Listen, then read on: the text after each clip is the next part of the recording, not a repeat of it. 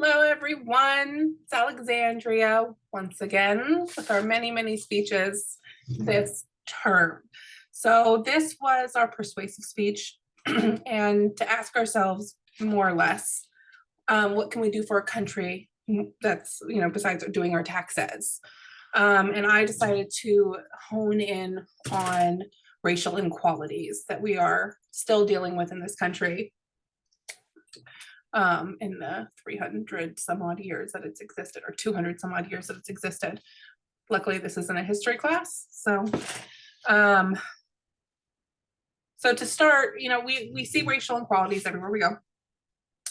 We experience it with police brutality. We experience it in the workforce. We experience it everywhere.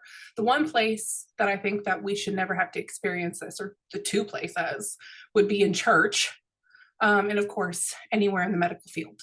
So I did some research and looked into a very specific topic related to racial inequalities here in the US.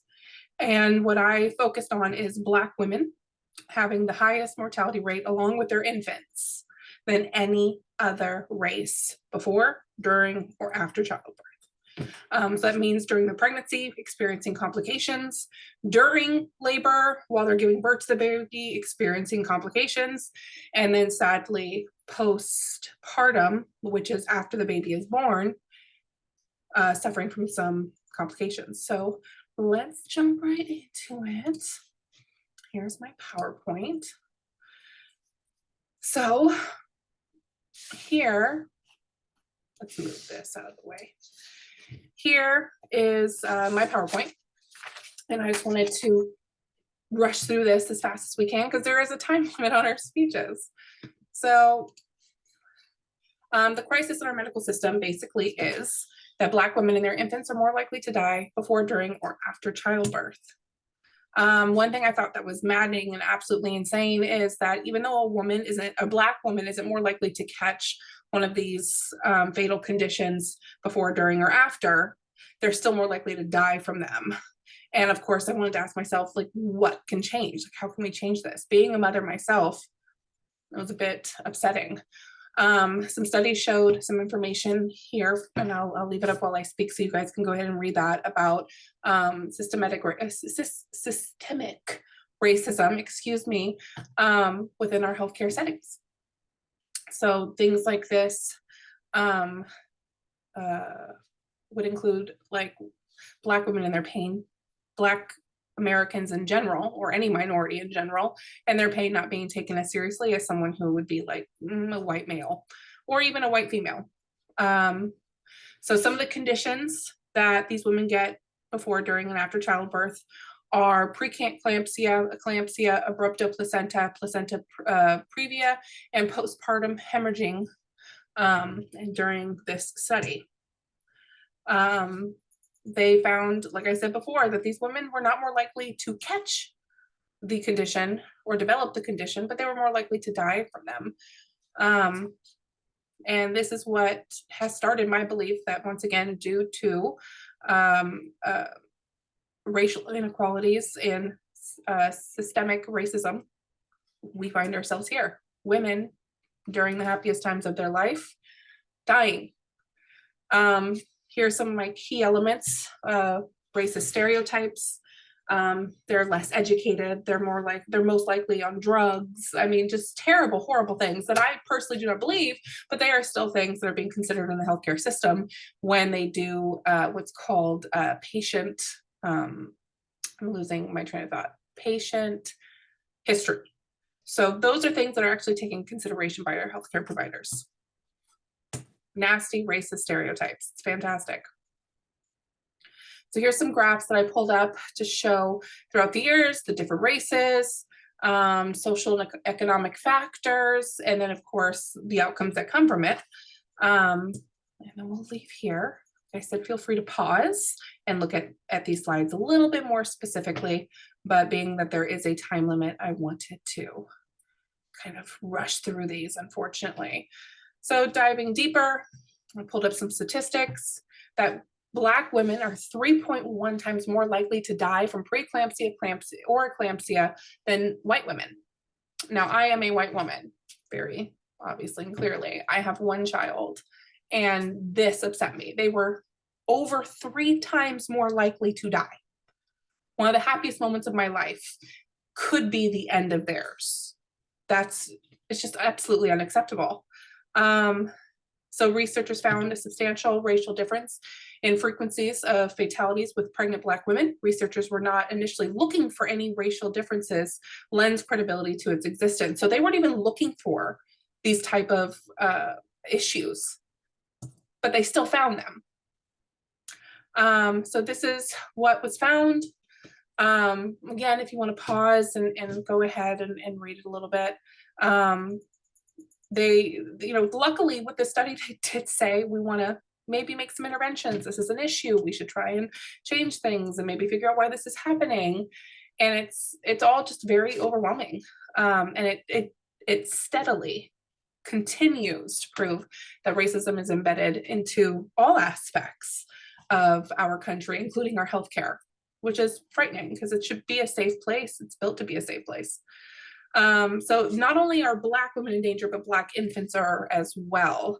Results showed that infant mortality rate was 10.2 per 1,000 live births for Black infants and 5.4 per 1,000 live births for white infants. So that precious little baby in that woman's hands is twice as likely to die. That's what that means. And again, feel free to pause, read these clips, try to absorb it. Very upsetting to me. Stereotypes, cause and effects. So we have to ask ourselves what Black women go through when they're not only in their healthcare or their physician's office, in their getting an ultrasound, ER, labor and delivery, wherever they may be. But you have to think about outside of it. Racism is literally everywhere a minority can look. It is in music, it's in movies, it's in TV, it's in newspapers, it's in the news, it's everywhere, absolutely everywhere.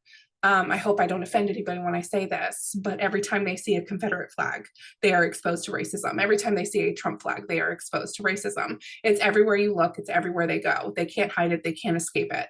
It's in books, it's in poems, it's everywhere. And what type of stress that brings on for a woman while they're pregnant. Their pain, again, and symptoms are not taken as seriously because of nasty, incorrect, ugly, racist stereotypes. And as well as poor resources and poor demographic areas. That plays another part in it, which it shouldn't, but it does. So here are the issues. Pregnant women are dying. Black infants are dying. And there's not being enough done to change it. And it's a little bit frightening. While I was researching all this, I found a Dr. Shanice Wallace. She made me cry. Again, feel free to pause it and then continue if you need to, so that way you could fully read this. She was a chief resident at the Indiana University School of Medicine Pediatric Hospital with Indiana University Health Physicians. She suffered postpartum complications when she was 35 weeks pregnant.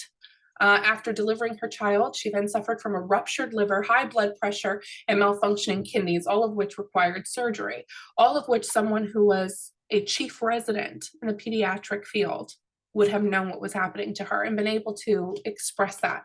But yet, her symptoms were still not taken seriously. She gave birth on October 20th, and she died October 22nd. Her baby will never get to know her. And so many other women, excuse me, I'm sorry. Research shows overwhelming data of the high percentages of mortality rates among pregnant Black women and their infants. Research was discovered without being looked for. No real effort into changing these statistics. College education plays no effect in this. So saying that like women who are not college educated are dying more often is false.